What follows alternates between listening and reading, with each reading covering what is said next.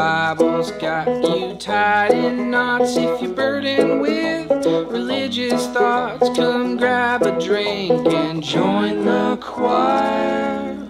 It's Heretic Happy Hour. Oh, yes, you know what time it is, boys and girls. It's time for the Heretic Happy Hour podcast. I am Keith Giles. I am the author of Jesus Unbound, Liberating the Word of God from the Bible, published by Quoir. And I'm joined by my two amazing co-hosts, Matt and Jamal. Guys, say howdy. Hi, friends. This is Jamal. It's a pleasure to be back on the Heretic Happy Hour with you. I'm the author of Free to Love and a soon-to-be published book called Living for a Living. So stay tuned for that.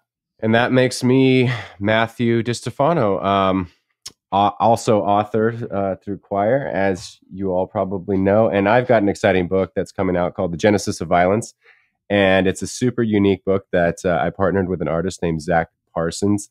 And that's going to be out sometime this year. So super stoked about that. Happy to be here on another episode. Yeah. And I, by the way, should also say, we are still deep in the middle of our sex series. So boys and girls, you might want to go play in another room and let mommy and daddy listen to this one. Bye-bye. Because we're going to be touching on some pretty adult topics in the episode to come. I also need to say that we are sponsored. This episode is sponsored by good friends at the Hope Center, a community resource center serving one of Alabama's poorest communities by providing a neighborhood market where neighbors can shop for food at no cost in an atmosphere of love and respect. Visit their website at servealabama.org to support them and to get more information. So cool. Hey, guys, have you guys ever seen the movie Rocky? Several times, many times. Yeah. I love the series. But anyway, in Rocky 1, I think maybe in Rocky 2, there's this funny scene, and Adrian is with Rocky, and she's like really nervous to be at his apartment alone. And she's like thinking of excuses to leave. She's like, I need to go. I need to let my brother know, that I'm with you, And Rocky's like, what? I mean, like, I'll just call your brother. She's like, you don't have a phone. He's like, no, I don't need a phone. And he opens the window and he's like, yo, Polly, your sister's with me. I'll call you back later. And I just thought that's really funny because he just doesn't have a phone and that's how he talks to people. He just yells out his window.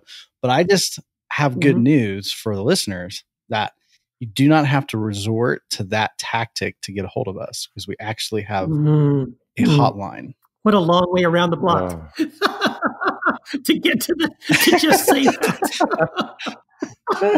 Well, see, so the number is 240-343-7379. Anybody can call this 24 hours a day, 7 days a week.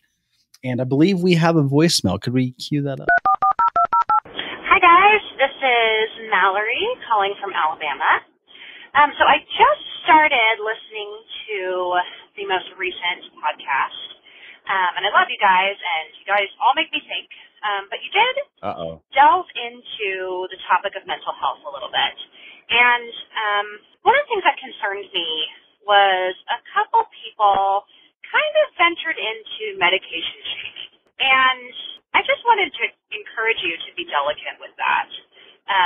Because just in the same way that we're all on different paths spiritually, we're all on different paths physically, and our physical bodies sometimes need medication to heal. Our physical bodies sometimes, or our mental selves sometimes need medication to just help us get to a place where we can use the tools that we're learning in therapy. And I think there's already enough shame and stigma surrounding it anyway. So I just wanted to encourage you guys to be delicate with that because you have lots of listeners, I'm sure, who have wrestled with this topic, who have, been able to recover with the use of medication to address mental illness, or who maybe need it. And it could make their life so much more worth living. Thanks for all you do. Just some thoughts for you guys moving forward. Awesome. Well, it's funny because Wendy and I talked to some people here just last night, and the guy was telling us his own personal story about how he had struggled with depression. I mean, pretty serious depression after an injury that he had, a back injury. And he said that when he was very, very depressed, and he said when he took Xanax, he said it was suddenly like all of a sudden when he looked outside. Previously, he said everything was in black and white, and after taking that, it was like everything was in color, and he noticed things that he never noticed before, and it was literally like this switch had been thrown in his brain, and this chemical imbalance had been corrected, and he didn't stay on it for a long time. He's not on it now, but he said, without that medication, he probably would have, who knows, he could have committed suicide. He was having those kinds of thoughts. So I for one, am in favor of medications for certain situations. I'm not someone though who thinks that you should that a pill is the answer to everything, but I do think medication can help people who are struggling with mental health or emotional health issues. If nothing else, to at least get them to a place that they can deal with it in a better way, and then hopefully maybe get off of that. But anyway, that's my perspective. Yeah, and I would agree with you, Keith. I don't want to be like too binary or dualistic and pick one thing over the other, like Western medicine versus Eastern medicine or holistic approaches or something to that effect. Like medication definitely has its place. It's not about mental health, but my daughter had been diagnosed with a condition recently, and it's going to be managed through medication, and that's appropriate, and it's working. So definitely, if we came across as shaming those who take medicine for any reason, and that's I know that wasn't the intent, but thank you for pointing that out, because we do all have blind spots, and I would just say, any critique from me personally of like Big Pharma, for instance, is not meant to shame those who do take medications, because they certainly do have their place. Yeah. Thank you, caller, for your observation. I should probably referring to my comments as far as medication shaming. And, I personally did not intend them to be to shame anybody in any way, but I do stand by what I said last week wholeheartedly. And it's funny because my profession, what I do is I do coaching, and I coach lots of people who are on medication. And I see the value in medication. Actually, I've encouraged people to stay on medication or get on medication. But if you heard me shaming, you probably heard me incorrectly, because what I was saying is that Western medicine typically, again, there's exceptions to this, typically Western medicine views the world through a materialistic grid in which everything is simply material. If you have a problem, there's a drug that will fix it. But I don't see the world through those lenses. So there's usually more to the story than simply medication. Take, for example, clinical depression. Somebody's clinically depressed. There is a chemical component to it, which is a serotonin, lack of serotonin. So there needs to be a boost in the serotonin levels to be able to function. So medication can be life-saving in that regard. However, depression isn't a virus that you just pick up. There's more components to it than just a chemical component. There's, I believe, to be energetic, spiritual components to all of that.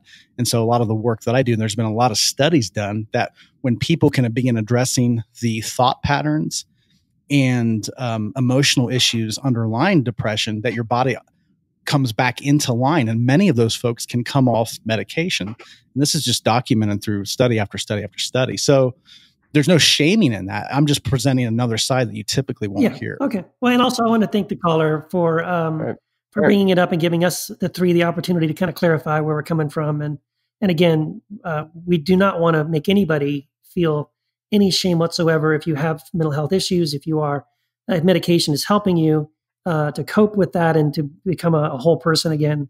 God bless you. But that's a good thing. I think again, the goal would be, if you can get to a place where you don't need it, that's great. That would also be wonderful. But anyway, that's So we got some texts also, right? Lined up. We do. Cue that up. Oh my gosh. This is from a listener. Quote, any chance we can make an earlier goal of the Patreon to get Jamal to stop moaning into the mic? Question mark. Is that possible? I'm getting all slicked up over here and I keep sliding out of my chair. Unquote. Oh yeah. First of all, I really don't understand that message. So someone's going to have to translate that for me, because I don't understand. I guess I haven't been paying attention. I have not noticed the moaning. Maybe is that added in later? Maybe in post-production or something? Yeah, I haven't noticed it either. Or we're just used to it. It's like, you just don't hear it anymore. I have a theory on this. Maybe there's some spiritual warfare going on. When somebody's listening to this, you're hearing things that's coming from, the other side, and it's not me. That's right. I'm under attack here, guys. That's right. We're leading people to stumble, and we need to apologize. We have another one though, right? We have another topic. Yeah. Okay, so we do. We have another. This one's a really good one. All right, this is from a listener. Quote: "Love the podcast. Had some questions for the current sex series in light of the last purity culture episode. As we all know, the church has treated sexuality as something that should be essentially repressed in almost all forms until marriage. They treat it like a light switch one can simply keep turned off until some magical ceremony moment when it's suddenly okay to turn it on and realize that one actually has sexual desires. A big problem with this thinking, among many things, is that some people, by that standard, get to flip that switch at 18 when they marry a spouse, while others in their 40s are told to keep holding on and wait, denying and repressing any such drives until that partner finally arrives. My questions are, number one, what is a healthy Christ consciousness expression of sexuality and sexual drive or sexual release for singles who don't have a spouse or partner? Number two, despite the aforementioned expectations and mores in the church, older virgins are still often mocked and shamed by many in that same church culture for not having sexual experience. It's often a damned if you do, damned if you don't by a certain age scenario. What advice would you give to older singles who grew up in the purity culture who are still waiting as a result and feel beat up by both the church and society at large for it? What are your views on sex or sexual experiences before marriage or some sort of covenant partnership ceremony or acknowledgement? Thanks. Wow. That's a great text. There's a lot of questions. There's 4 questions in it, right? There are 3 questions. Well, there's 3. Let's we can knock out number 3 really quick. What are your views on sex or sexual experiences before marriage? Well, isn't that we're doing a podcast on that whole topic, I think, coming up though, right? We do have a live show coming up, and that's actually going to be our topic. So we are going to have something coming up. So that's question number 3. We'll cover it in an entire episode. But those first 2 are really, really good questions. Man. Yeah, I would actually, for number 1, what is a healthy Christ consciousness expression of sexuality for singles who don't have a spouse partner? Wow. I'll just say really quickly, I recommend a book called Passionate Marriage by David Schnarch. And don't let the title mislead you. He talks about, being just about marriage. He talks about sexuality. He covers this concept called differentiation. So it's really about knowing yourself, and he gets into those sort of things. And so that would be my recommendation. Just that I think even if you're single or married, it's sexuality a lot is about finding yourself, and I think that can be done without a partner. But that's just an initial thought. Yeah, I think this. Well, first of all, this text from a listener is just spot on. I mean, I think the questions that they're asking are right on the money, because you don't switch. The fact is, sexuality is probably I like to tell people it's the best. It's one of the best parts of who you are. It's not something that you're ashamed of, or I do think that we need a lot of re-education and just relearning, because a lot of us and you don't have to grow up in the church to feel shameful about your sexuality. I mean, there's so many, even like for guys, for boys who are like entering puberty, and, your sexual boys tend to be aware in a very overt way of their sexuality pretty quickly early on. And a lot of that is just dealt with. There's just a lot of shame surrounding that. And I think that has to do with how we view ourselves. Mm-hmm. The way you view sexuality is a mirror to how you view yourself. So if you feel lacking and impure and just less than in your own being, then when your sexuality begins to bud, it's going to carry that. It's just going to amplify that, in my opinion. So I really feel like so if you feel good about who you are, then you can embrace your sexuality. I mean, I think it's just very natural. Helping people, kids need a lot of navigation as to and if you're raising children, it's like when your kids are starting to come of age and they're having feelings and their bodies are responding sexually to the hormones and things that they're feeling, then, there just needs to be a real graceful, delicate way that's approached with your children in a way that doesn't make them feel like their feelings and how they feel is bad. And that there needs to be real talk about, I mean, I'm sure we're going to cover this in an episode, but things like masturbation. And how do we view that? And is that appropriate? Right? How should we navigate that? That's masturbation is a very natural, human. It's natural. People don't have to be taught how to do this. It's very natural to your humanity. And I think there needs to be a lot less shame around this subject, because there's a lot of discovery of sexuality in our sexual being before you ever get into a committed relationship where sex is a part of that. I mean, you're becoming aware of your own sexuality with your own body. And that's a big, if it gets hung up there, guess what? It's just going to get carried over into relationships. So we need to back up a lot. And there's a whole conversation we need to have about this. Yeah. And actually, Jamal, thank you for actually going ahead and saying that, because if you didn't, I was going to jump in and say that, look, we have to take shame out of the equation. I think that's what the three of us are arguing for, is to take shame out of the discussion of sexuality. Yep. And if you do take shame out of the picture, then if you are in the situation where you're single and you do have physical urges, which, by the way, are very natural, if you want to say they were God-given, because they were. This is how you're wired as a human being, to have sexual urges and feelings. And there's not a partner that you can express this with. Again, masturbation is not a dirty word. It's something normal and natural. Now, again, could it get out of control? And could you maybe start getting into like lust and pornography? Yes, of course you could. And I would suggest that you not do that. But I do think it's that masturbation itself is not a dirty word, and it's not something to be ashamed of. And it's perfectly normal for a human being. And you say in the question, someone who is a Christ conscious expression of sexuality, I think that is exactly what it is appropriate. Yeah, all that is good stuff. And thank you to whoever texted that in. We'll be covering a lot of this in our sex series, and can't wait to get into more of that kind of stuff. And I know we got a really cool episode today and a really great guest, but I have two quick announcements before we do that. First is that we have a Patreon page, patreon.com/Heretic Happy Hour. And that's where you can go and sign up and support the show on a monthly basis.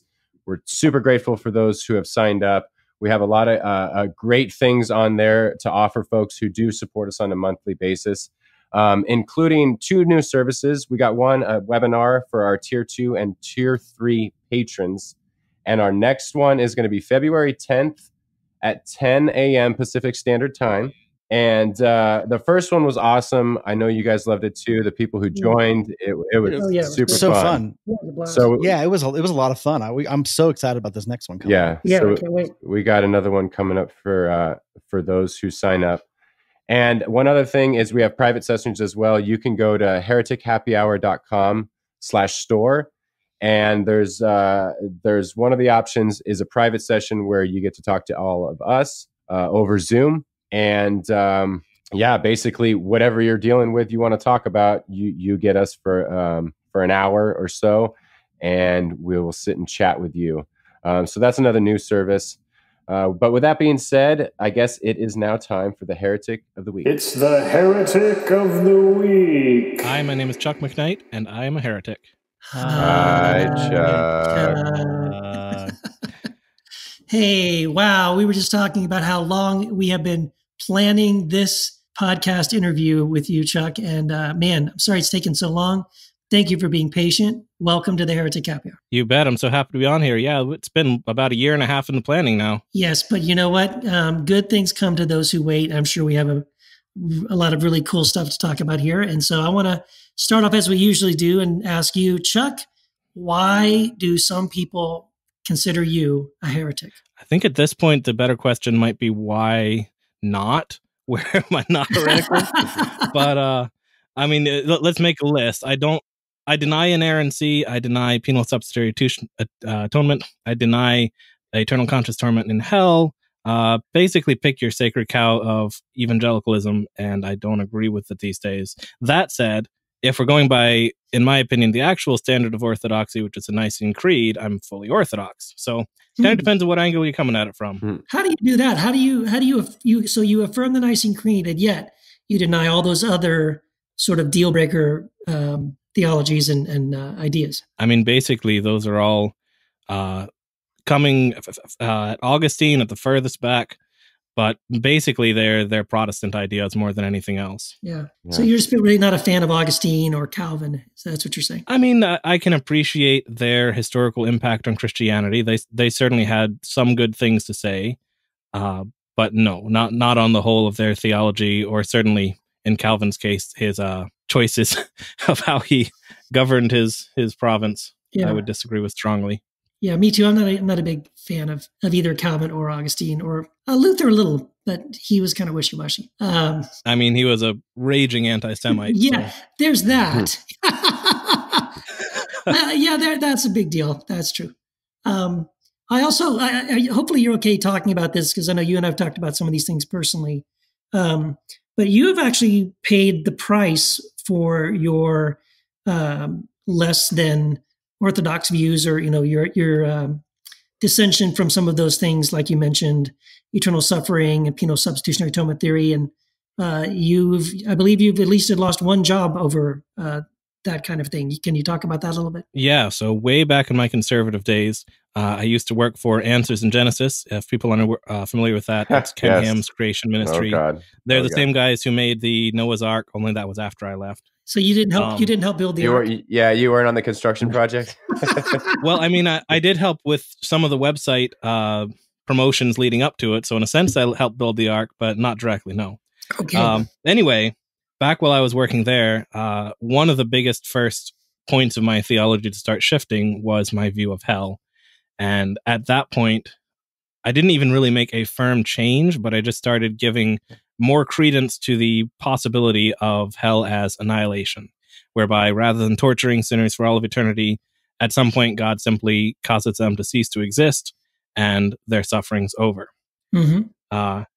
And just my allowing for the possibility of that view was enough that I could not remain on as an employee, because I couldn't positively affirm their statement of faith, which included eternal conscious suffering in hell. Mm-hmm. So after they gave me like a couple weeks to figure out where I stood exactly, and when I could not officially affirm that, I had to resign that position. So wow. But at the same time, it actually turned out to be a pretty great thing, because after not being in a Christian ministry where I was bound by a statement of faith, I was able to actually explore my beliefs and study the Bible honestly and follow where it led without fear of losing my job, because I already had. Right. Mm-hmm. So they basically kicked off my deconstruction journey.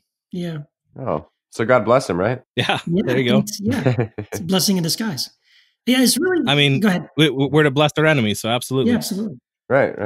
Yeah, it's really tough. No, not that they're really, but Yeah, it's tough when you have when your employer forces you to sign a statement of faith like that. Like I've looked into on my job hunt, that I've been on over the last couple of years looking for jobs.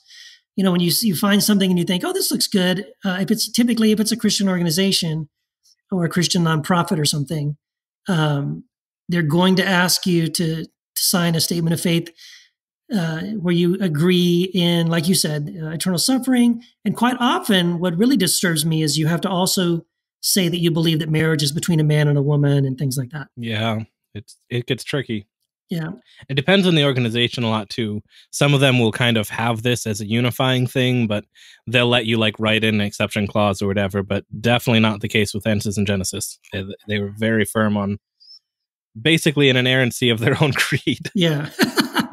Yes. Yeah. Just seems relatively strange that we would basically add our own confessions as this inerrant document when you probably still affirm the Nicene Creed back then, and correct me if I'm wrong, and it wouldn't have changed your actual Orthodox position, but not affirming their quote unquote inerrant statement of faith somehow makes you. I find it terribly ironic. Oh yeah, it's a horribly. I guess ironic is the best way to put it. Their whole big thing too, people think about them as a creation ministry, and to some extent that's true, but their big thing really is biblical authority.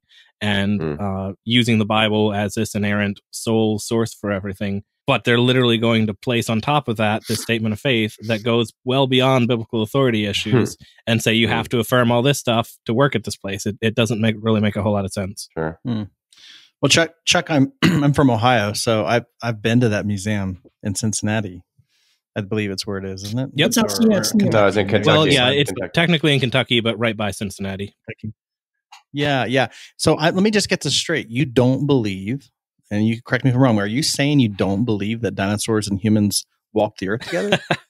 No. Heretic. That does not that does not seem to be the consensus of the scientific community, and I'm going to defer to them on that one. Well, Chuck, we're pretty accepting of most of our guests, but this is pushing the envelope. I don't think I've ever had anyone on this podcast, right, in the year and a half who has gone on the record as saying they don't believe that humans and dinosaurs lived side by side. Well, here you go. Yeah. I'm first. There you go. This is an epic and monumental day. So, Chuck, you haven't stopped. You listed a couple of things for us, and I think the three of us here, the hosts, are also on very similar page with you. We've all had different ways that we've arrived at it, but we've rejected penal substitutionary atonement theory. We rejected eternal conscious torment, biblical inerrancy and infallibility. So we're kind of on the same page with you on a lot of those things. But I also know that probably in the last year and a half, you've also had some other,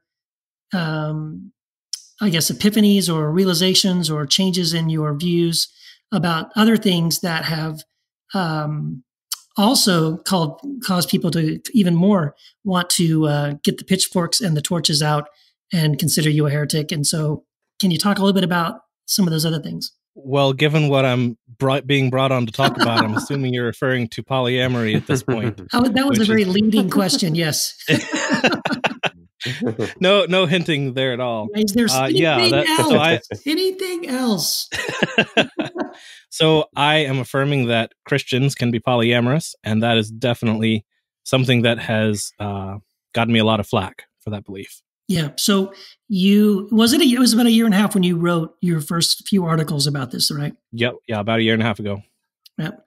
And so for our listeners, can you unpack what that means, polyamorous? Absolutely. So polyamory, it's the travesty of a combination of a Greek and Latin root to mean multiple loves. Basically the idea that one person can love multiple people in a romantic way, and that we are not bound to this idea of monogamy whereby one person and one person are together forever. Mm-hmm. So that is a stretch. I'll be very honest with you. And again, you and I have had some conversations privately as well. When you started writing those articles, and so I think I told you right away that I didn't get it. I didn't understand it. And I still don't, to be honest. But this is the reason why we wanted to have you on the podcast to kind of talk about it. And this is something I know you've studied it. It's not just a subject that you've studied and read about and something like that. You are actually in a polyamorous relationship at the moment. I am in that I'm in an open marriage. Mm-hmm. My wife and I are polyamorous. I'm not currently seeing anyone other than my wife. But I am open to that possibility if, the right other person comes along. It's not something I'm actively pursuing at the moment, mainly because I don't know that I have enough time for another relationship right now. Mm-hmm. But my wife is dating other people, and that's definitely the place in life where we're at. Yeah. So do you mind kind of walking us through how this happens? I mean, like did you immediately just, you and your wife talked about this and you said, hey, sure, no problem? Or was this something you had to wrestle through? And what was the process of, if there was a process, kind of what did that look like? It's definitely a long process over time that, started way back when my wife and I both started reconsidering LGBTQ affirmation and coming to realize that there's really no good reason to, and in fact, it's very harmful to deny those relationships to other people. And that just kind of, it's all this sort of related stuff. Like it's not, I don't want to put polyamory in the same category as LGBTQ, but there's definitely a lot of crossovers. And so with that, just start thinking through, like, is this a problem? Should there be a problem? For me, everything comes back to love. Love is my guiding ethical principle. I think that Jesus and Paul are very clear on that all the commands come down to love. And so the question is, does this go against love? Is there anything unloving about this? And for me, the answer is no. I can't think of any reason based on the ethical principle of love why this should be a problem. So that just moved to a place of affirmation therein. And I don't want to go too much into personal details with my wife and I, just because, that's our story. But we eventually came to the place where we decided that was for us, and that's something we're going to try. And quite a while later now, we're still quite happy with that decision. Okay. Wow. Yeah. So I can probably think of some things off the top of my head on what some of the biggest pushback is. But in your experience, since you've come out and affirmed this, and you don't have to go into all the details, but I mean, you and I are friends on Facebook, so I've seen that you have, been pretty open about this whole thing. What's been some of the most common, well, let's just say, misunderstandings of what polyamory is or isn't in your mind? Oh, I could give you a whole list of them. In fact, I've written whole articles on the misunderstandings. We have one of the biggest ones is, what's that? We have a lot of time. Just go for it. All right. Well, I mean, one of the biggest ones is just this idea that it's all about sex, and that polyamorous people are only polyamorous because they want to sleep around, and this whole idea. And that's just not true at all. Polyamory, it really is about more love, about loving more people. And yes, that's in a romantic way. And yes, that will include sex, probably. It might not for everyone, but in most cases, probably yes. But to say that polyamory is about sex is kind of like saying that monogamy is about sex. Yes, in a monogamous marriage, you're going to have sex. But if you're getting married only to have sex, not that doesn't happen in purity culture, but if you're getting married only to have sex, that's a pretty big problem. That's not a great foundation to build a marriage on, nor is it the foundation behind polyamory. Let's see, what else? Well, do you want to talk about that before I move on to other problems? Or? No, yeah, unpack that a little more. I think that's worth exploring that. Yeah. Give me a question about it. What do you want to unpack there? Well, let's see. I mean, it's one of these things where, again, the three of us or the four of us in this conversation here, we're not necessarily people that are wanting to always flip back to the Bible and say, well, the Bible says, because frankly, I can also Keith, speak for yourself. Jamal does. Keith, speak for yourself. That's me, dude. I'm I'm sorry. Let me just speak. I apologize. I should only speak for myself. But here's what's funny is that I could almost take a step back and say, you know what? I could take 5 minutes and I could use scriptures to support everything you just said from the Bible and say that the Bible supports polyamory because, well, Abraham had more than one wife, and Solomon had multiple wives, and David had multiple wives, and God never said anything bad about that. It just kind of seemed like that was an option. In fact, almost all the Jewish fathers of the faith, the prophets and those guys, they all had multiple wives. And so you could biblically support the idea. But of course, you have a lot of fundamentalist Christians that are freaking out if they're listening to this, thinking, oh my gosh, what you're saying is so heretical, Chuck. How could you believe that? Because the Bible, then you could also use the Bible to say, well, the Bible says marriage is one man and one woman, and monogamy is what God always intended with Adam and Eve, and et cetera.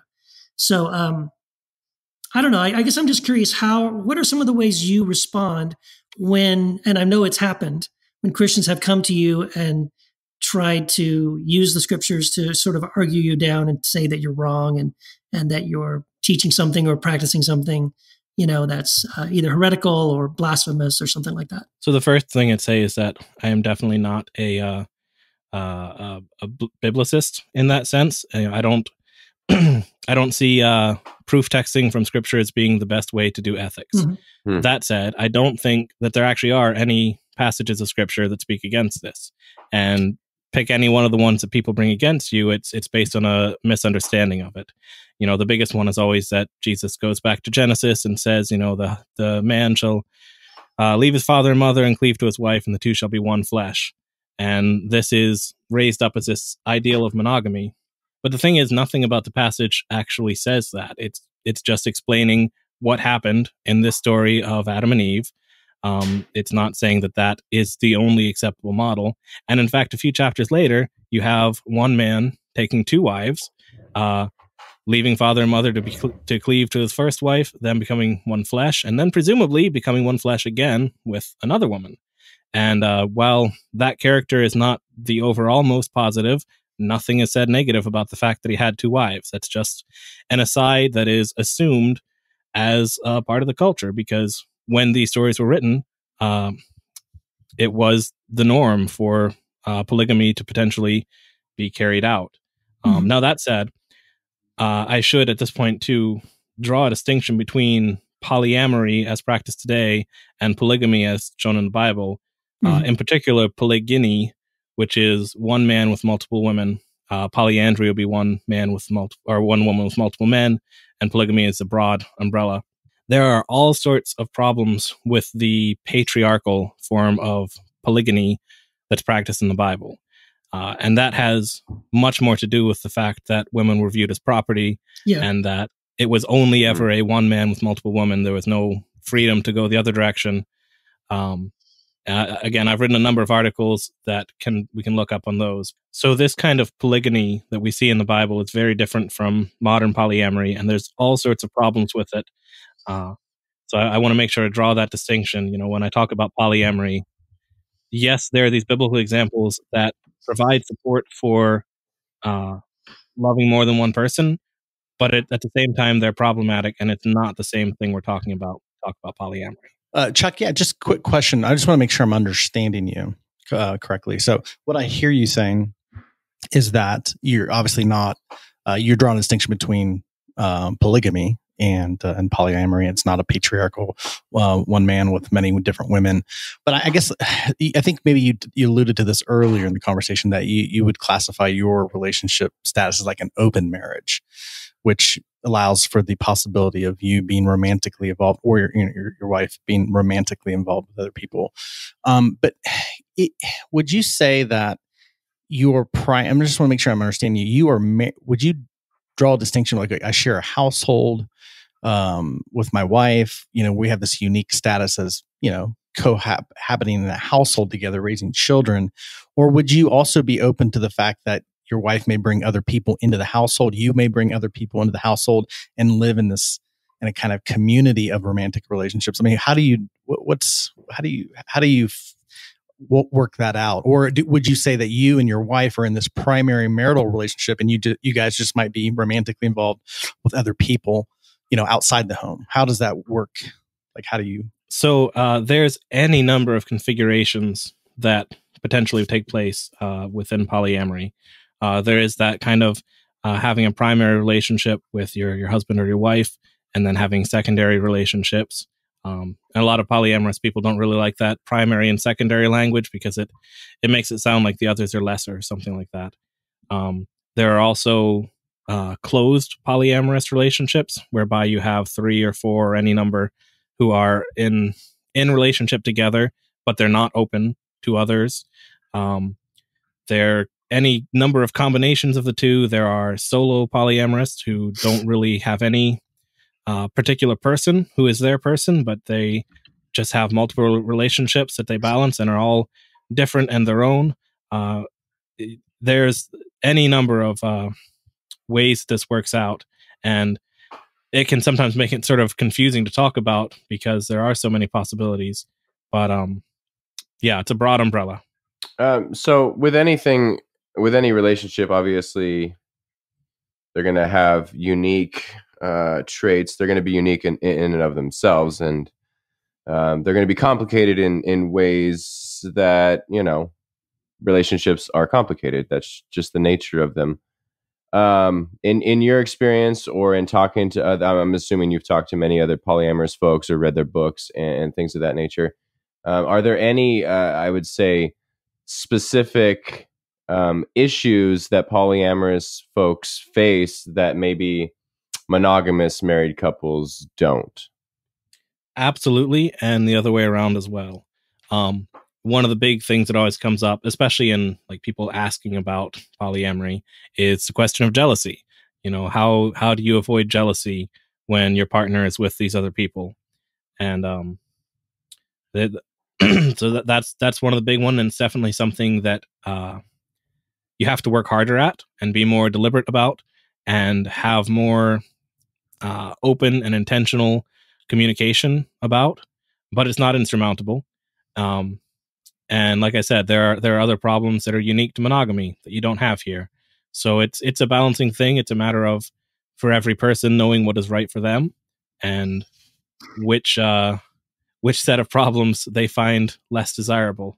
Yeah, because I mean, when I first heard about it, I'll be honest, like as someone who's influenced by Gerard, I think I sent you a message like, that's, I think, something you would have to be specifically keen to, is our mimetic propensity towards this jealous nature. And like you just said, it's something that you would have to, and maybe this is a positive thing, is that it almost, and correct me if I'm wrong, forces you to be really vulnerable and have those conversations. Whereas some monogamous folks, I mean, some married folks, I'm sure are less than vulnerable in that way. Yeah, I think it definitely can be a positive in that sense. If you are a couple who is thinking about becoming polyamorous and have not established that ability to really communicate constantly and deeply and vulnerably, then that's absolutely something you're going to have to do moving forward. And I think that will be a much healthier thing for the relationship all around. Yeah, certainly. So can I ask you, Chuck, this may seem an odd question, but can you talk about what are the benefits of this relationship? Like, now that you've done this for a year and a half, what are the positive things you would say that you've experienced, that you would say, this is what's great about it. This is why I'm so glad we've done this. This is how it's improved our relationship or our personal lives or our family. And like, can you just talk about the positive things that have come about as a result of this decision? Yeah. So it's going to be different for everyone. For me personally, coming out of a strong purity culture background, I have really appreciated just the freedom that this affords to be myself around those of the opposite sex in particular, without fear of crossing that line, whatever it is, and Jamal, in your book, you talk all sorts about these friendships between sexes and being free to love. For me, polyamory is something that has allowed me that. It has allowed me to develop true friendships with women because, before I always had this lingering doubt, am I being too flirtatious? Am I crossing some sort of line? Am I spending too much time with this person as opposed to my partner? All these questions and doubt, and the whole Billy Graham rule about never being alone in the same room with a woman. But when I'm in a place where if a relationship did develop from a friendship, that would be okay. There's nothing wrong with that. And so I'm not worried all the time about, am I crossing the line? Is this too far? I can just be myself and be friends with anyone, regardless of their sex. And I think that's great. Yeah. Now, I just want to say, I do think that is a great thing. But I would say that I don't have an open marriage, and I do have really good, strong, sincere, friendships with women and with men. But when I have relationships with women that are friendships that are, I feel, it's more of a sisterly thing where I feel that I treat them as sisters. And I don't ever feel odd about that. And it's not something that I ever feel like is crossing a line or is going to, be too weird or something like that. So for sure. Ways, I feel I'm not at all meaning to imply that you can't have those kind of friendships if you're not polyamorous, not in the slightest. I'm only speaking from my experience and the benefits I have perceived from it. That's something that I had a problem with before, and I've been able to overcome as a result. Right. Oh, okay. That's cool. So do you feel like, this is kind of where I feel, tell me if I'm right or not. So do you feel like the idea of monogamy is purely a cultural sort of concept that we've all been raised this way, we've all been taught this way. It's been reinforced over and over again in every possible way to us. And so for us, that this is what the majority of us consider as quote unquote normal. But that other than that, that monogamy is something that shouldn't necessarily be considered as the only option, right? I think that monogamy as the default is definitely a cultural thing. The idea that that's just the way it is and that anything else is abnormal, that's very much cultural. I don't have any problem with monogamy for those who choose it. I think it's a perfectly acceptable way of doing a relationship. And for some people, it works a whole lot better than polyamory does. So I don't think it's like, a negative of culture that we need to overcome with polyamory. But in terms of it being just what everyone views as the default, that's definitely a cultural conditioning. Yeah. So I've got another question for you. I hope I'm not dominating everything. I just have questions. Matt and Jamal, if you guys have a question, please jump in. But I wanted to ask this question. So Chuck, that to many people, this just seems so crazy. And I know you've gotten all kinds of reaction and pushback, and maybe you can talk a little bit about that as well. Like not just people on Facebook and online, but friends and family and things like that, how they've reacted. But so this is sort of twofold. So talk about that a little bit. But I also want to know if you feel like you're taking a stand on polyamory publicly and on your blog and things like that. Do you think it's had any negative impact on your theology, just your being taken seriously in other things? For example, like, Greg Boyd, I know a lot of people love Greg Boyd, but they are not very happy about his open theism. And some of them even don't even want to tell their friends that they read Greg Boyd because they don't want to be associated with, the other parts of his, what he's known for. And so I would say this is probably way more extreme than something like that. How has it been for you? Just relationships with friends and family, as well as just how do you think it's impacted the way people perceive you and your writing and other things that you do? I've definitely gotten a lot of pushback for it, no doubt about that. Friends and family and everyone else. At the same time, I've been pushing the envelope and everything else for so long that, to be honest, I don't feel like it was that much different of a reaction than when I said I don't affirm inerrancy, or that I do affirm LGBTQ relationships, or any of these other issues. It's just kind of par for the course at this point for me. In terms of how it might affect the broader aspect of my ministry and other things I want to talk about, I don't doubt that there are some who are going to write me off for it, but there's been way less of that than I've expected, to be honest.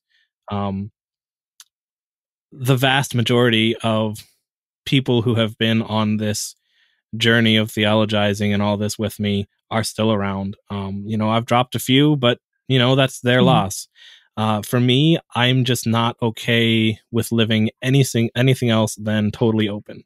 And that's not, I want to really quickly clarify, because lots of polyamorous Christians are not open about it. And there's any number of perfectly good reasons why they're not. And if that's your choice, I completely support you in that. I don't want to out anyone who isn't ready to be out. But for me, I just want to live openly. And if I believe something, I want to say it. And if people don't like it, that's their loss. Greg Boyd, I appreciate a lot of what he has to say too. And open theism is well among them. I wouldn't respect him nearly so much if he were hedging around the bushes there with this belief that he holds, but didn't want to talk about it for fear of reprisal. Just believe what you believe and share what you want to share about that, and it'll be what it is. Yeah, and I think what I wish people would take away from, and it doesn't have to just be about polyamory. It could be about any things we're talking about, penal substitution, all these theological things, what we believe about the Bible, LGBT question. But since we're talking about polyamory, we'll use that as the example. Is that I've not heard one polyamorous person who says everyone should be in this type of relationship. That's the first takeaway I would And the second, I think, would be like, it's not for everyone, and you've said that. And so it's like one of those things, like when Paul says that, all things are beneficial, not all things are build up. Well, if it wouldn't build your relationship up, fucking don't do it. You know what I mean? And that's, I would want our listeners to remember that. It's like, no, approach all things with empathy, and if it's not for you, it's not for you, and that's totally cool. Just as on the flip side, monogamy may not be for everyone, and it doesn't impact, like, my wife and I are totally content to just be in a monogamous relationship. But if someone else isn't, I shouldn't. I can have concerns and ask questions and have this great dialogue like we've had, Chuck. And thank you so much for being so vulnerable and honest in this. But at the same time, like flip it around and say, okay, you do you and I'll do me, and how can we help each other along the way, no matter how our relationships are labeled or defined. Yeah. So that would be my big takeaway from any of this kind of stuff. I think that's definitely the healthy way to approach it. Yeah. Well, let me just try another question here, Chuck. In some ways, I think you're being really, really insensitive to people who are single and can't even have a single relationship. And here you are having like multiple relationships. Like, come on, man. What are you doing, man? What do you say to people that are like, come on, I'm just trying to find one person in my life. And then now you're saying that you should just have a whole bunch of people in your life. Well, on the one hand, I think we have to understand that singleness actually is a choice of a different style of relationship that a lot of people make too. In the other direction. And, that's another problem the church has had, is affirming singleness and building up singles in a healthy way, and not making it out to be that you have to have one partner or two partners or anyone else to be full and whole. So I just want to first affirm singles who choose to be singles. Your relationship is equally valid. With that, I understand that, dating is hard. It took me plenty of time to find my wife. And like I said, I've been in a polyamorous relationship for 1.5 years, and I'm not dating anyone else. Granted, I'm not actively looking for anyone else, but it's dating is what it is. Sometimes you find a compatible person right away, and other times you don't. And I don't think that's really any different if you're monogamous or polyamorous. It's just kind of how that is. Yeah, I'm just kind of pulling your chain, man. So I understand, but thank you. I do agree. I agree with what you're saying, especially about the singleness thing. That is very, very true. And I think, there is plenty of affirmation given by both Jesus and Paul for those who choose to be single. And unfortunately, the church, the wider church, the popular church, has really ignored that, and it still plays into this idea that no, you've got to get married, you've got to meet someone, you're not really a whole person, and if you're not in a relationship. Or they force to be celibate those who would not choose it on their own, which is equally problematic in another direction. Yes, because they happen to be gay, right? Or Catholic and a priest. Right, exactly. Yeah, Chuck, I have to say, I give, kudos for you. For you, I respect that you want to live in such a way that you're not ashamed of what you believe, and that you're out in front with it. And I think, I think that's just because that's that's what you're here to do, is to challenge thinking. And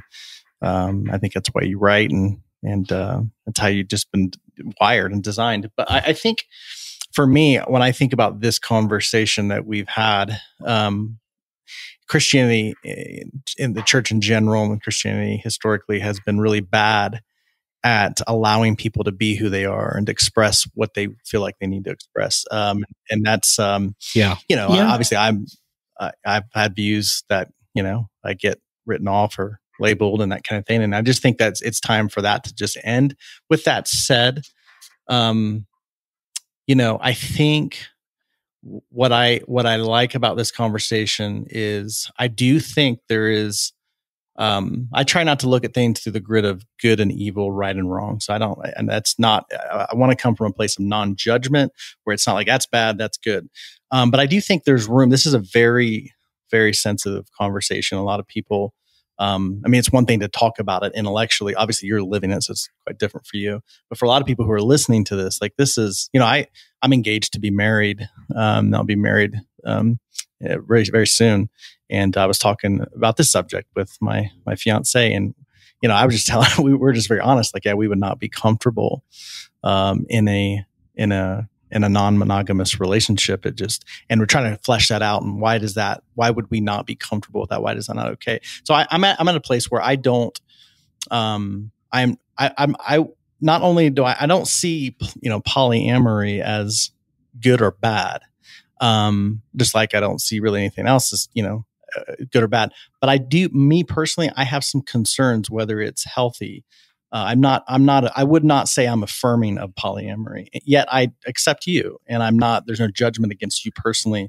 But I'm not affirming. I would not be affirming of that relationship. And I'm excited to, or at least I want to demonstrate, like, we can actually not always be affirming. However, we can be accepting of the person. I know that's a touchy subject, and we'll probably get into that a little bit more, but I just wanted to say that. So yeah, Chuck, how do you respond to that? How do you feel that's okay for someone to say they're affirming? They're not affirming, but they're accepting. Do you understand what that means, or do you receive that? That's a tricky thing to respond to, because we're talking in one context, and I'm of course immediately thinking about another context. In the context of polyamory, I think we, the church culture, we're just kind of starting to have this public conversation. And so I'm not expecting people to be coming around to a full affirmation stance anytime soon. I want to have this conversation. I want to work society and the church to that place, but I'm not expecting that quite yet. And so, that's fine. That's an acceptable stance, Jamal. And I'd also say too, kudos to you and your future wife for having those conversations and really thinking about it before starting off your marriage, rather than just kind of defaulting into it with monogamy and not having given either side a second thought. I think that's a really good thing that'll start you off well. Chuck, thank you so much. I think that's a really important point. What I hear you saying is be conscious about it. So if you're going to be monogamous, be consciously monogamous, as opposed to just this knee jerk kind of like, this is the way it is. Now, all that said, because we're talking about affirmation, I have to jump to the other topic, which is LGBTQ affirmation. And where I'm at, I think that the world and the church have come far enough. We have blown the clobber passages out of the water. We have demolished every argument there is to go against saying that same-sex people can be in a relationship together. And beyond that, it has been thoroughly demonstrated just how harmful it is to not be affirming of them. The suicide rate for LGBTQ youth in particular is just through the roof. And that's directly a result of the lack of affirmation from the people who are supposed to be giving them the most love. And so, no, I don't think it's okay to be non-affirming on that one. That's my position, but it is a bit of a different context. So you're saying that on LGBT, it's not okay to not be affirming, right? Yes. Okay. That is my position. So can you tell me, Chuck, what is the difference? Like, how would you say that this is a different issue? Again, I think a lot of it has to do with just where we are at as a society. We've been having the LGBTQ conversation for so much longer. We've had all the time to hash out the arguments and get rid of the clobber passages, not get rid of them, but understand them in the proper exegetical light. All the excuses for having this non-affirming stance are gone. And again, we've had all this research to show just how much active harm being non-affirming causes. I don't see any polyamorous people committing suicide because people aren't affirming them. Maybe that's happened. I don't know, but I have not seen anything like that. And that puts it in a bit of a different light, in my opinion. Right. But if it were to happen, that would be an unfortunate thing, and we'd have to, of course, this would be my stance, is that we'd have to reevaluate that and say, well, is our non-affirming position leading to social ostracization or suicide rates that go up, or, depression, anxiety, all those sort of things? Yeah. I mean, one of the most fundamental principles of all ethics, Christian or otherwise, is do no harm, right? If something is, if you can see proven beyond a shadow of a doubt that your actions cause harm, then that makes that action wrong. And it is proven beyond a shadow of a doubt that being non-affirming causes harm to LGBTQ people. Therefore, I have to say that that's wrong. I don't see that being quite the same in polyamory. As much as I'd love for everyone to affirm it, I'm not going to draw quite as hard a line on that. Well, I just want to say too, just so I say it here on this podcast while I have you here, and because again, you and I, Chuck, have had a couple of conversations about this too. I mean, I don't get it. I'm just going to tell you, I don't understand it. I mean, I understand it in the way you've explained it in your situation. I just say, when I think of myself and Wendy and I and our relationship, I can't go there. I can't compute that. I don't see how that would have ever been something we would have done. And I mean, it really just, I don't understand the whole idea of it. And in some ways I am a little bit of... Yeah. And there's nothing wrong with that at all. You know, that just means that you're not wired for polyamory, and that's right. And then, but I also at the same time though, I want to say that I love you, and you know I love you, and I have quoted you. My last 2 books, I quoted you extensively, and I would do it again. And in fact, you and I are writing a book together, and I have no problem with that whatsoever. Yep. And I don't care if anybody says, "Hey, you're writing a book with that polyamory guy." Well, tough, yeah, because he's Chuck and he's my friend and I love him, and he has a lot of great things to say and share. And I learn from you, and love you and too, so I don't know if that's the same thing as Jamal just said, which is that I accept you and I love you. I'm not sure that when I would affirm it in the sense of, like, if one of my kids came to me and said, "Hey, Dad, should I do this?" Or if someone else I knew said, "Hey, I'm considering this in my marriage, Keith, what do you think?" I would be like, wow, I don't know that I would recommend that. I might give him your number, but I don't know. I don't know what I would say, because it's just really difficult. But at the same time, I'm so glad that you're willing to come on and talk about it so openly and share. And then also, by the way, Chuck, thank you for having grace for me, because even though I'm your friend and I don't get it, you know, I'm open about the fact that I don't get it. That doesn't change the way you feel about me, and I appreciate that too. For sure. I mean, getting it and being dismissive of it are 2 entirely different things. You know, it is such a novel concept to many people that it makes sense that it's going to be hard to grasp or understand. There's no problem with that at all. That's just a matter of being honest about, you know, what you understand about it and where you are. It's an entirely different thing to jump from that to judgment on people for what you don't understand. And that's the biggest problem that, you know, conservative Christians in particular run into, is this immediate default to judgment over something you don't understand. Yeah. Well, I appreciate the grace that you're definitely demonstrating, Chuck, a lot of grace for people who don't, you know, who aren't there, you know, or maybe don't affirm it. I do hear that in your voice, just a lot of grace, and that is needed. Mm-hmm. That's just needed all around, I believe. Yeah. So Chuck, why don't you just take like 2 seconds and let our listeners know where they can get a hold of you? Keith mentioned that you guys are writing a book together, and I'm super excited about that and looking forward to that. But in the meantime, until that's out, where can people contact you and follow what you're doing? So my main place is at my Pathos blog, which is Hippie Heretic. You can just get to it by hippieheretic.com. And you can also find me on Facebook just by my name, Chuck McKnight. I'm on Twitter, but I'm not quite as active there. Hit me up and let's have a conversation. Cool. Yeah, do it. Thanks so much, man, for coming on. Thanks for having me. It's been great. Yeah. All right. God bless, Chuck. Peace. Oh, man. That was really good. I'm really glad we finally made that happen. Yeah, that really was amazing. And really, I think Chuck was the perfect person, the only person I know of that we could have had on the program to kind of answer our questions and give us an idea of what polyamory is all about. Yeah, which we're going to get into next. But Jamal, don't you got one more announcement? Man, I do. First of all, I'm excited because, you know, Keith moved away to Idaho, and you're excited about that. Keith moved away to Idaho, and Matt, you live up in the state of Northern California, and you know, it's like we don't get to see each other very often, but that's going to change very soon. We have an announcement, and this announcement is at February 23rd, I believe, right? February 23rd from 6 to 9 p.m. You guys are getting on airplanes and flying in the sky to Southern California, And of course, I live here in Southern California, and Ralph and many other people live here, and we're going to come together at Sidecar Donuts, not the actual donut shop, but their corporate offices or their corporate space, or which is in Costa Mesa, which is where we had it last time. But we're going to get together, and it's so cool that when we get to come together in person and record a live podcast and have Q&A, and we're going to be in the middle of our sex series. So we're really excited about that. So everybody mark your calendar down for that. February 23rd from 6 to 9 p.m. at Sidecar Donuts in Costa Mesa. I think there's an event set up in the Facebook group. Wait. So, mark that you're coming. And we're talking about premarital sex. Oh, boy. So that's a hot button topic, right? Yes. And the crazy thing is we have to talk about this in front of actual people. It's blush. It's one thing to talk about this stuff, alone in a dark room with a podcast microphone and some headphones.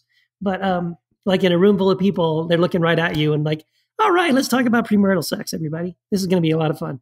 Yeah. So if you're married, bring your spouse. If you're single, bring your significant other, maybe, and we'll see how to navigate this conversation. And if you're single, bring yourself. Yeah. and all right, bring a friend. Bring a friend. Yeah, it's going to be a blast. So, all right. So having said all of that, guys, I think we're finally ready to, let's talk about a little bit more. The three of us to talk about our topic, which is polyamory. Got him. Yeah. Well, I don't know. I honestly don't know. And it's funny is we don't have any notes for this. Usually we type out lots of notes when we are talking about a topic. We didn't put any notes in here because honestly, we wanted Chuck to kind of like answer a lot of our questions. I think mostly we had questions, and Chuck did help with that. But a lot of what I would say about polyamory is just honestly, I don't understand it. Again, I get what Chuck is saying, and I get that it's something that certain people could decide, as Chuck and his wife have decided, that they're okay with it, having an open marriage, with inviting other people into the relationship in a romantic way.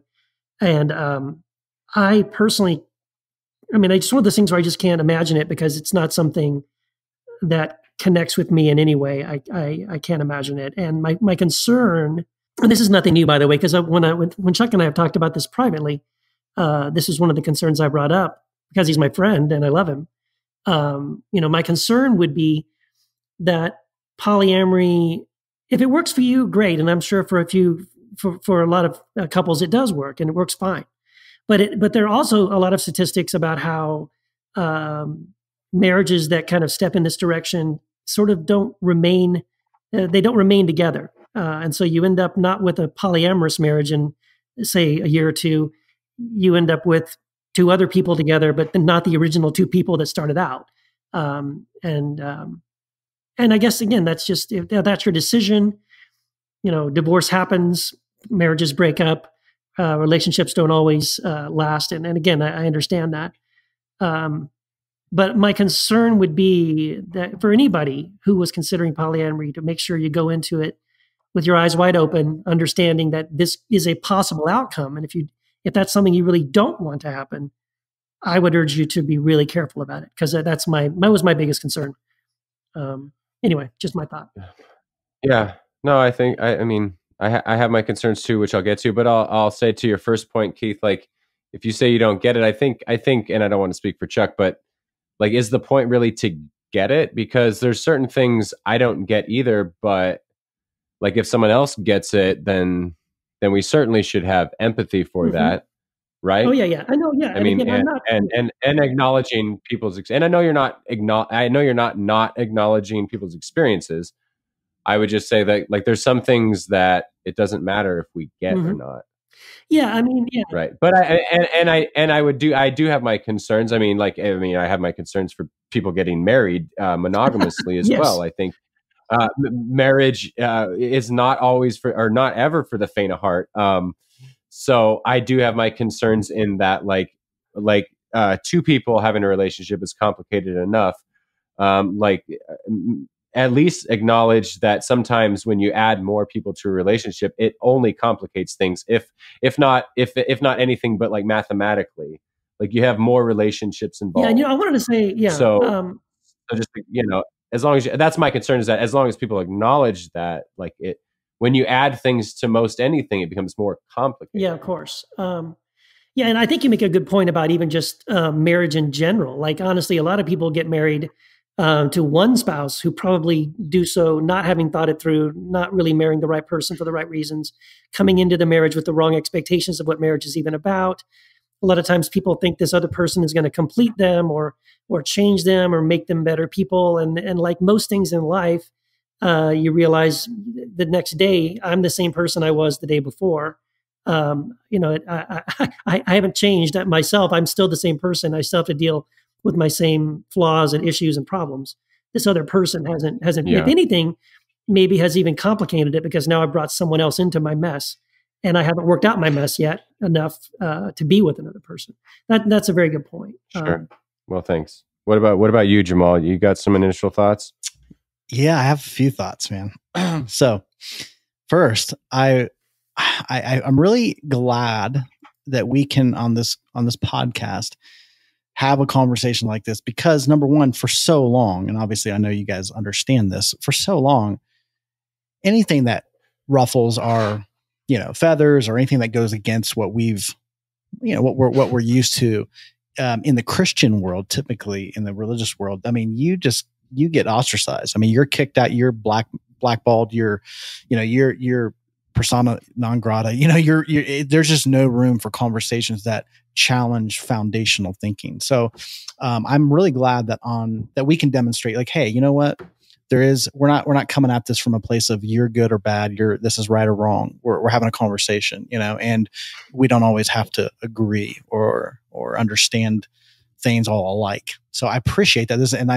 This is a conversation that I don't think I'm not trying to toot our own horn here, but I really don't think you will listen to a quote unquote Christian or religious or spiritual or whatever podcast from a Christian perspective a lot of times that will actually entertain any kind of conversation like this. So, and I could be wrong. I'm sure there's exceptions out there, but I'm just very happy that we can demonstrate that. So that's what I was happy about because Chuck's a good man and Chuck should not be seen as anything other than just a great manifestation of the Christ. That's how I would put Chuck. Now, with that said, regarding polyamory, I mean, we've had a lot of guests on the show and I haven't always seen eye to eye with all the guests that we've had, but with Chuck's topic, this is probably one where I have very strong disagreement with what his perspective is. And I have reasons for that. Okay. So again, and we could probably do a whole episode on this, but isn't that what we're doing right now? I thought we were. That's what we're doing. No, we're recording. Right. We're recording. You understand we're recording right now. Yes, but I have some very strong disagreements, and that's not to say that Chuck is wrong. I'm not coming at it from him like he's sinful or wrong. I just don't view it the same way. I have very different views.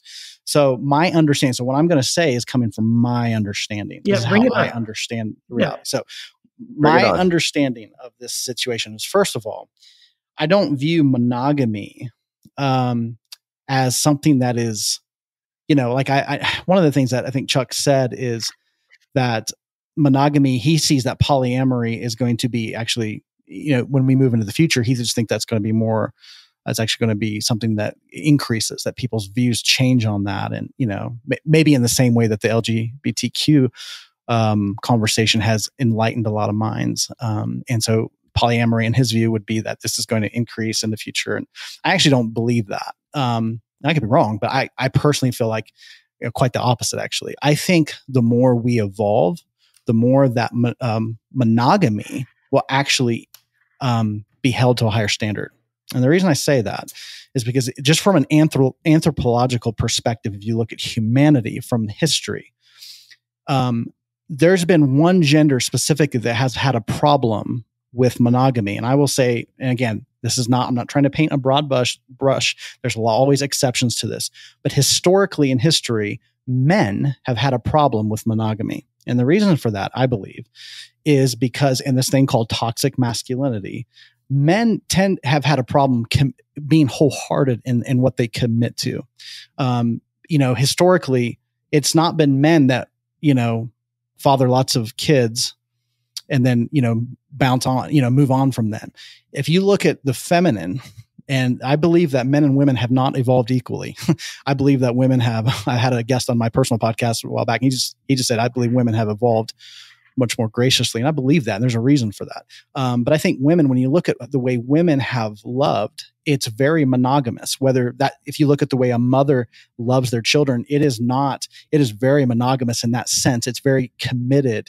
Very rarely in history will you see mothers, give birth to lots of children and then just bounce on from them and move on and disconnect from them emotionally, spiritually, whatever, how you want to put that. It's men who have done that. Men have done that not only with their children, men have done that in their relationships. Polygamy in that sense, which I know is different than polyamory, but polygamy is that example where men just cannot commit romantically, sexually to one person. So I think that is just a lower frequency. It's due to men, I think, historically, not being connected to their feminine essence. So I believe in every human being, there's a masculine and feminine energy. And so men have historically been disconnected from their heart, which is their feminine energy. So I actually think we're moving into an age as we evolve and move forward, where the feminine is becoming more pronounced. The feminine energy, the divine feminine, is being expressed more. And I think that's going to be a revolution for men. So men are going to come into their divine feminine. And I think because of that are going to become more wholehearted. And not only will they become, so monogamy has typically been out of duty.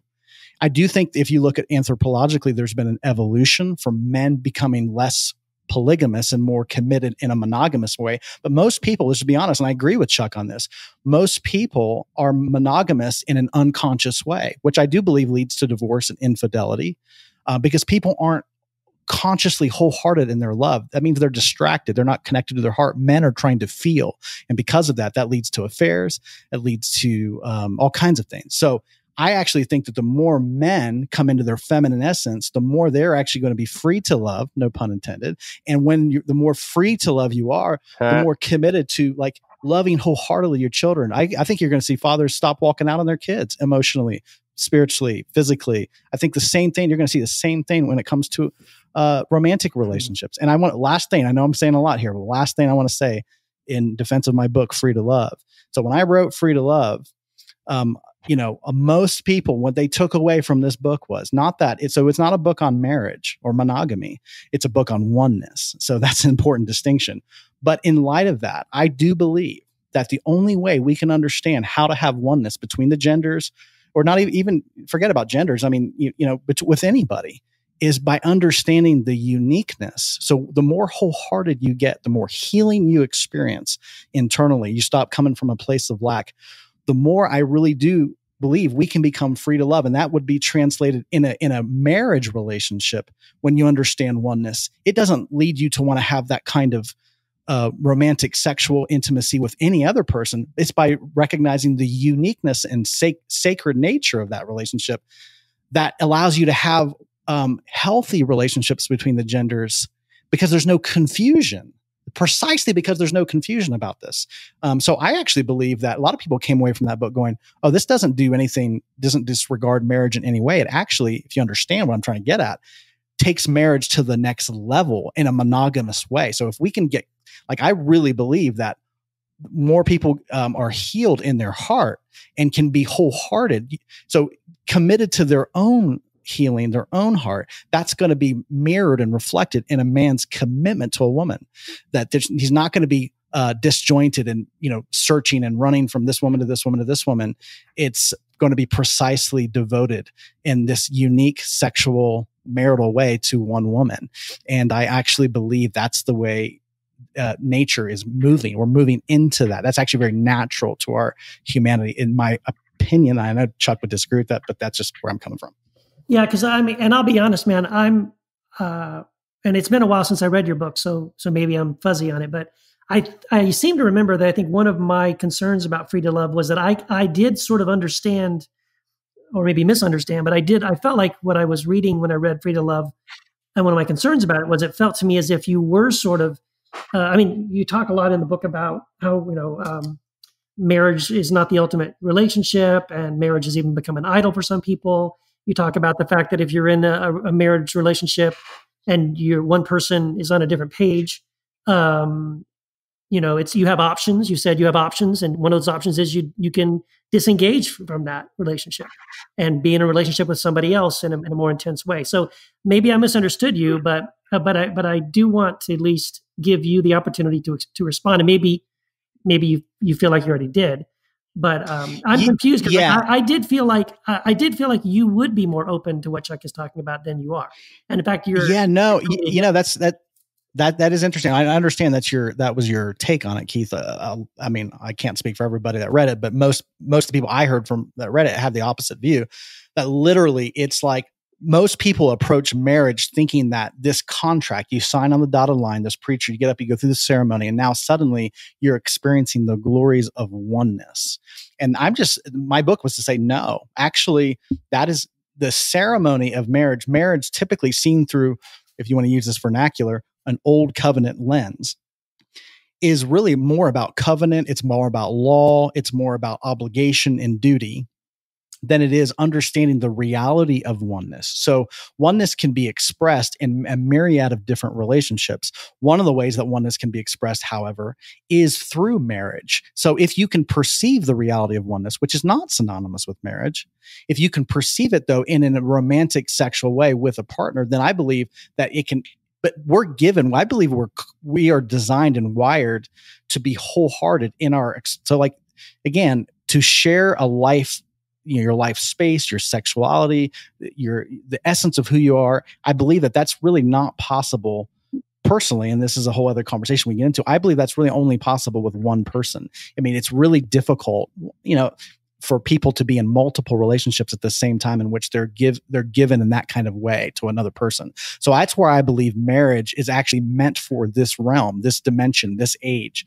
That's what we're created to be. But oneness is a reality. Again, it's a spiritual understanding. It's a spiritual reality. It shows us a sense of connection, and it shows a sense of mirroring where we see ourselves in the other person. You can experience that with other people. It's just not expressed in that total kind of way that you would experience with a spouse. And I was pretty clear about that in the book. And I wrote 2 or 3 chapters on the exclusivity of how that is carried out in a marital relationship. And again, so I wanted to really make that distinction that what I was saying in Free to Love is I'm not blurring the lines of having a sexual romantic relationship with multiple people. Actually, it's because that exclusivity exists in the marital relationship that allows us to safely have healthy relationships with all kinds of other people, because those boundaries are not crossed. So like I never have to worry. Like I'm engaged. I'm going to be married very soon, and I'm so excited about that. But I love the fact that I don't worry about my partner having those kinds of relationships with anybody else. That actually provides it mirrors back to me a beautiful sense of certainty. And the same thing with her. Like she doesn't have to worry about me entering into like romantic sexual kinds of relationships with other people, because my love is wholehearted in that unique way for her and her for me. And so I actually think that enables me to have these kinds of relationships with other people. I coach people of the opposite gender, and there's no question, of my intentions there because of that very reason. Yeah. And that's where I'm so happy that you're in a relationship like that. I think that's fucking amazing. Like I'm in a relationship like that with my wife. Like I don't worry about those sort of things, but I think that this is where I might kind of disagree with you, or I will kind of disagree with you, Jamal, is that like your experiences are completely valid, and so are mine. And my wife and I completely understand that we're not polyamorous. That's not something that interests us. We are totally content to be monogamous. But if 3 other people say that we experience the oneness that you're talking about with the 3 of us, I have no leg to stand on experientially to say otherwise. Like I can say for myself, absolutely, I have this tacit knowledge that I know only through a firsthand experience. And I know that for a fact that what you're talking about is of no interest to me. My wife says the same thing. However, I can't say that you can't experience the oneness if you're in an open marriage or if you're polyamorous. If if all parties involved are saying like, yeah, I know what you're talking about, Jamal, but we experience it with the three of us or something. For instance, I know Chuck said there's a lot of different variations of polyamory, and so we're just using the term to describe kind of all of them. But whatever that situation is, if all parties involved say, well, that's what I experience when I'm in these type of relationships, I have sort of a hard time saying no to that, because I can't, I've never experienced that. So I'm not sure that, like, while I agree with you, everything you're saying, I agree with for myself. I'm just not sure it would be certain or true for every human being, because, and I don't know what it's like to be those other human beings. Yeah, I would agree with that. I think there's outliers. I don't. I'm just saying this is my perspective and understanding on what I feel like is representative of reality and where the majority of people will go into the future. I actually don't think polyamory will ever catch on like monogamy is and is becoming, for this very reason. I think more people will become consciously monogamous, which is something that a point Chuck made, which I think is healthy. Is like, yeah, people should be consciously monogamous versus unconsciously. Yeah, we should be totally conscious in our relationships. One of the big problems I have with marriage is just look at how much time and energy and money is spent on the wedding. Right. And the bullshit we go through, especially in the Christian church, with our so-called premarital counseling that most of us go through, which is basically a couple months of talking to a pastor who's not a counselor, who gives you some workbook, and you're just going through this bullshit, and that's the energy we spend on the quote unquote marriage, and we spend thousands of dollars and hours picking out cake and bridesmaid dresses and tuxedos and all this bullshit, and not that those things aren't fun. But it's kind of weird how we're not conscious about what a marriage, which is just, I mentioned that Schnarch book, David Schnarch says, marriage is a people growing machine. You will have to grow up in this or the marriage will not work. And most of us, those of us who are monogamous are very unconscious when it comes to our marriage. I mean, we and our partners, like, we're just unconscious in so many areas. Like consciousness, we need to be aware. We need to be present in all of the things that we do, and it's marriage, especially one monogamous or polyamorous. Otherwise, yeah. And I would just say, and obviously we all have our opinions about things. I just don't feel comfortable making predictions about the future about anything, and certainly not about whether or not polyamory is going to become more popular one day, or monogamy is going to. Or whatever. I mean, maybe not. I have no idea. I can only say for myself, if 20 years from now, 50% of relationships are polyamorous, that won't change my opinion on my relationships and what I'm comfortable with and what I choose to engage in. And so maybe not. I don't know. But, well, I think no matter what we view on the issue, as long as we treat people with empathy and respect and patience and honor, and we don't judge, and too many times we worry about the other people, and there's this verse that we seem to forget about, about the speck and the log, and we always seem to focus on our other people's specks. So even if we called something sin, or even if we didn't agree with it, I just think it's beautiful that at least some people are moving towards a place of saying, well, I don't get it. I don't know if that wouldn't be great for me, but I'm not going to judge anything, even if I disagree with it. And more people need to get to that place where, I'm not saying polyamory is a sin, and none of us are actually, but even if we viewed things that way, we get to a place where we have empathy for people and we don't judge other people's experiences. So that, and I hope we do that on the show, and that we don't try to shame or ostracize other people. And that's never our intention. I know you guys agree with me with that. Oh yeah, absolutely. Totally. Yeah. Well, Chuck, we love you. Thank you for coming on the show. Love you, Chuck. Yes.